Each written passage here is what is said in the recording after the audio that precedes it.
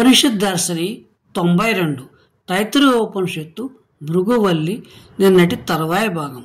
అన్నం న పరీచక్షేత తద్వ్రతం అపోవా అన్నం జ్యోతిరన్నాదం అప్సుజ్యోతి ప్రతిష్టతం జ్యోతిష్యాపః ప్రతిష్టతాః తదేతదన్నమన్యే ప్రతిష్టతం.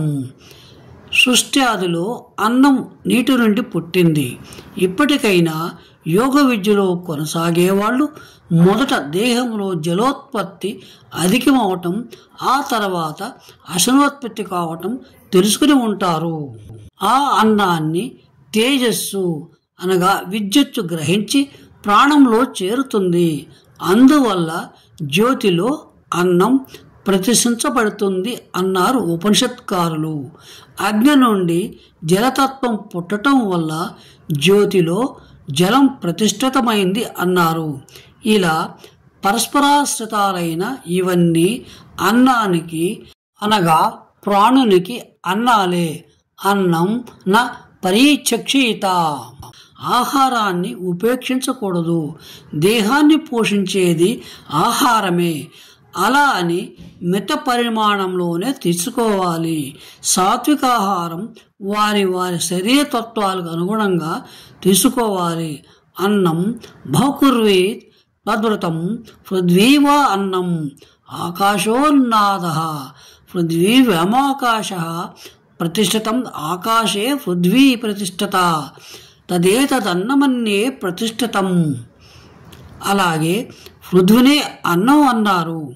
ఆకాశం అన్నాదమైంది అనగా అన్నం తినున్నది. ఆకాశంలో పృథ్వీ ప్రతిష్టమైంది. ఆకాశంలో పుట్టిన సూక్ష్మాంశాలు అంతటా వ్యాపించి పృథ్వీ అయ్యింది. అందువల్ల ఆకాశం పృథ్వీలో ప్రతిష్టమైనట్లే. పృథ్వీకి ఆకాశం అన్నం, ఆకాశానికి పృథ్వీ అన్నం. దీని నుంచి అన్నం అన్నంలో ప్రతిష్టమైనట్లు కాదా?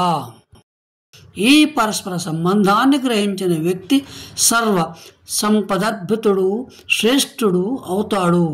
అన్నం బహుకుర్వీత తద్వ్రతం. ప్రాణానికి సూక్ష్మరూపములు అశనాన్ని, స్థూలాహారం స్థూల శరీరానికి ఎక్కువగా ఉత్పత్తి చేయవలసిన అవసరం ఉంది. సూక్ష్మ కర్మ శాస్త్రయుతమైన ప్రాణాయామాది అనుష్ఠానం త్రికాల సంధ్యలలోనూ చేసి అశనోత్పత్తి చేసి ప్రాణాన్ని పటిష్టపరచటం. స్థూల కర్మలలో వ్యవసాయం ఉత్తమమైనదిగా వేదాలు చెబుతున్నాయి. ప్రతి ఒక్కరూ కాయ కష్టం చేసి భూమిని దున్ని విస్తారంగా ఆహార ధాన్యాలు పండించాలి. ఋష్యముఖ ఆశ్రమంలోని యోగి అచ్యుతులు స్వహస్తాలతో ఋష్యముఖ పర్వతాలలోని అడవులను పంట భూములుగా మార్చి వ్యవసాయం చేసి ఆహార ధాన్యాలు, కూరగాయలు పండించేవారు.